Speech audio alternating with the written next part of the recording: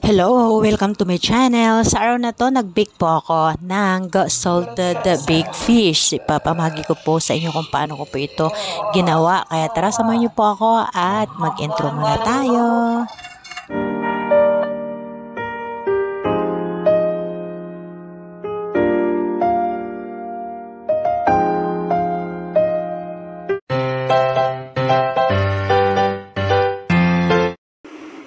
Ito po ang ating mga sangkap, ang ating mga kakailanganin sa ating pag-bake ng salted baked fish. So, ayan, meron po tayong asin, lime, lemon. Ito po yung isda. Tapos, maglalagay din po tayo ng ng itlog, yung puti lang po. So, ayan, yung nabili ng amo ko ng asin, medyo malalaki pa. Kaya kailangan ko i-blend. So, ginaganito ko, tapos sinisip ko siya. Tapos, hindi kinaya ng blender. Kaya, ayan, ganyan o. Bali, nag-stop ko yung aking blender dyan. Hindi na siya, gumana. Pero hindi ko pa po na-try kung nasira ba o hindi. So, ayan, umusok, kung nakikita nyo po, umusok po yung aking, blender.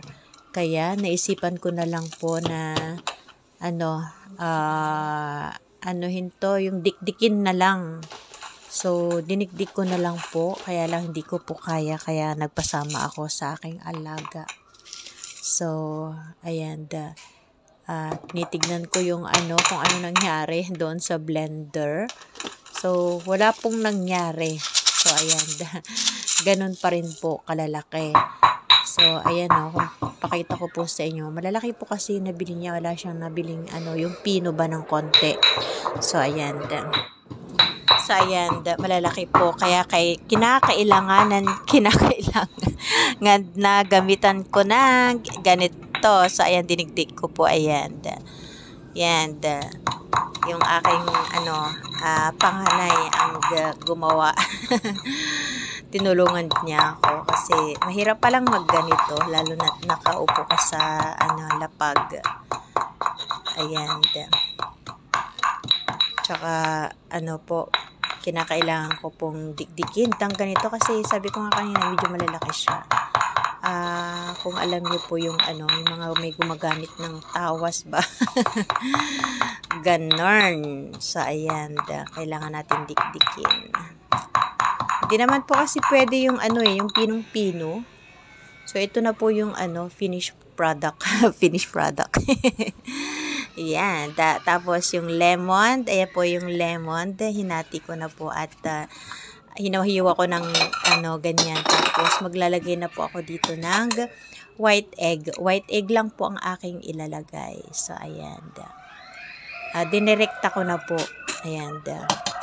Pero kung hindi pa po kayo sanay, huwag nyo pong gagawin ito. Kasi, hindi pwedeng mahaluan ng pula. So, ayan. Dalawa po yung nilagay ko. Pero, hindi pa po niya, kinaya. Kaya, nagdagdag pa po ako dito ng dalawa. Dalawa po ang aking inilagay. Ayan. At po, yung aking isda, yung amo ko kasi ang bumili, nakaliskisan na. Dapat kasi may kaliskis ito. Para hindi po siya masyadong maalat. Medyo, okay naman siya. Kaya lang, medyo maalat yung isda. Kasi walang kaliskis. So, kailangan na may kaliskis. Yung isda. So, ayan. Gumawa na po kasi ako una. Hindi ko po, videohan. Hindi ko na-upload. Pero nung gumawa ako, may kalis-kalis po yun. So, siya, tama lang at masarap. Ito, medyo naalatan. Medyo may kaalatan ng konti kasi nga, sabi ko nga kanina is, wala siyang, kaliskis. So, kailangan pag magaganito tayo, may kaliskis yung isda. So, ayan. Halo-haluin lang ito ng mabuti. At habang ginaganito, hinahalo po natin ito, i-preheat na po natin yung ating oven. So, pinreheat ko na po yung aking oven dito. Ayan, huminto po ako kasi pinreheat ko po yung oven. So, ayan, medyo nakulangan pa ako dito sa asin na ginawa namin. Kaya, diniktik namin. Kaya, dinagdagan ko na siya ng yung parang iodized salt siya. Ayan. Tapos, dito ko na po siya ilalagay kasi yung aming tray na is medyo maliit. Ito nga, medyo maliit na nga din to eh. So, ayan, tatakpan ko lang ng aluminum foil. Tapos, dito ko na lang siya, ilalagay. Dito ko na rin ilalagay. So, ayan, paglalagay pa po tayo dito ng, yung asin. I-ready muna natin ng ganito. Ready natin yung hihigaan ng ating isda. So, ayan. So, kailangan magkabilaan. So, anong tawag dito? Babalutan lang po natin ng lahat ng asin dito. So, ayan. So, ayan. Ayusin lang po natin ang ganito. Ganyan. Dapat po, maayos yung higaan ng ating isda. So, ayan. Para lang tayong, nagsisiminto ba? Nagko-construction ba? So, ayan. Medyo maliit yung aking tray at malaki-laki yung isda. So, ayan, hindi na-coveran yung buntot niya. Okay lang yan kasi buntot lang din naman. So, hindi ito kumasya sa oven kaya ginupit ko na rin po yung buntot. Yan, maglalagay po ako dito ng lime. Paglalagay po tayo ng lemon. Lime ako ng lime. Lemon. Ayan. Paglalagay po tayo ng lemon sa loob para lalong masarap yung ating isda. Yan. Tapos, tatabunan natin ito. Yan, ganyan. Ng asin. Yan.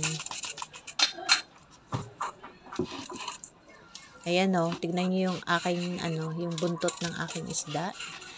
Hindi siya kumasya sa tray. Medyo malaki yung isda. So ayan, ganyan lang po yung ating gagawin. Dapat po na tatakpan po natin lahat. Dapat wala tayong makikitang yung hindi natin makikita yung isda. Yan, ayusin lang natin yung ating pagsisiminto. Para tayo nagsisiminto, di ba? Ayan. O, di ba? Para lang din tayo naglalaro. So, ganyan. Ayusin lang natin. At i-bake ko po ito. Ibinake ko po ito mga 40 to 45 minutes. So, ayan. Pag nakita nyo na pong brown yung asin, yun, pwede na po.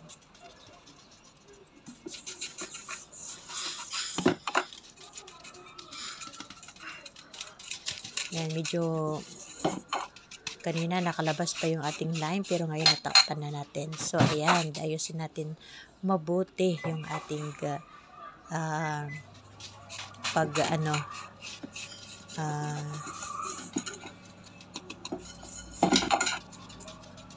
pagbabaon pagtatakip doon sa isda.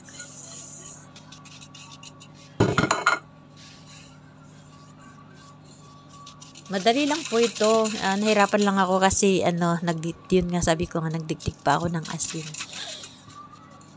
Madali lang pong gawin ito kasi bake lang, ganyan lang. Masarap, try nyo po, promise. Pero hindi pa ako hindi ko pa na-try yung ibang isda. Bali, itong isda lang po yung aking ginamit. Ang alam ko, ewan ko lang. Comment lang po kayo kung tama po yung aking sabihin. Ang alam kong tawag nila, ang alam kong pangalan nitong isda nito is sharkfish ba? Hindi ko alam eh. Parang ganun lang ba? So, ayan, paki-comment lang po kung anong pangalan ng isdang to. Tapos, kung tama po yung sinabi ko po. So, yan. Pag okay na po yung ganyan, lalagyan na po natin sa oven. O, diba? Yan, maayos. So, yan. Gugupitin ko po yung kasi hindi kasya sa aking oven.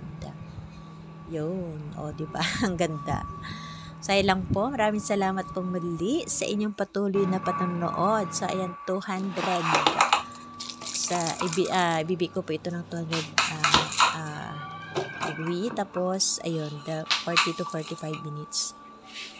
Pero ang nilagay ko is 45. So, ayan. Ayan, tulad ng sabi ko kanina, hindi siya kasya. Kaya, ginupit ko yung yung puwet. Ayan, gugupitin ko lang yung puwet. Puwet tuloy. Yung, buntot. So, ayan, kumasya na kasi nagupit ko na siya. So, ayan, hintayin lang po natin ito hanggang sa mag-brown yung ating, asin. So, ayan, sinet ko po ng 45 minutes. So, tama lang din po, 45. Okay na po yun. So, ayan. Maraming salamat pong muli sa inyong lahat. Kaya don't forget to like, share, comment, and subscribe. At don't forget to click the bell na rin po para updated po kayo sa lahat ng mga videos na ina-upload ko po. So, ayan. Ayan, brown na siya.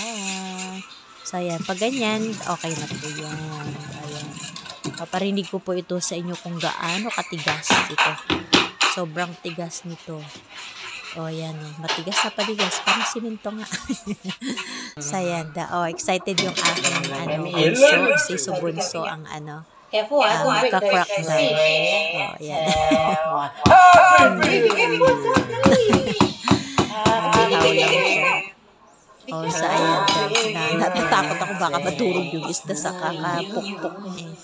So, ayan, natignan nyo, buo pa yung, yung asin, yan, ew. Yun. Yan, napaka, ganda. Yan.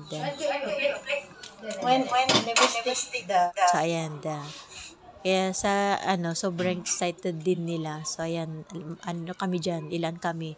Si Lola, tapos yung among babae, yung bunso. So, 4 kami na dyan. Tapos, natulong-tulong kami. Kasi, medyo malambot yung isda. Kasi nga, sabi ko kanina, wala siyang kaliskis. So, kailangan may kaliskis po kasi ito. Kaya, para madali pong tanggalin yung isda.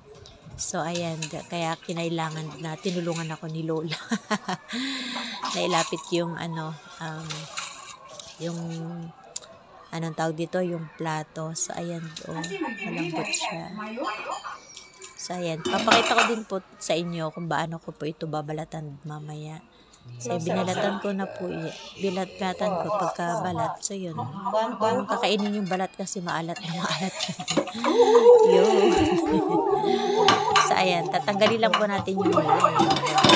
Tapos, nabutol na bali yung ulo niya. So, yan lang po. Maraming salamat pong muli sa inyong lahat. So, ayan, makikita nyo po kung paano po ito binalatan. Ilang po. Thank you for watching. See you po sa susunod ko pong videos. Kain na po tayo. Masarap yan. So, ayan. Ayan na hindi ko pala na-play habang binabalatan ko. So, ayan. Kaya na siya kaganda. So, ilang po.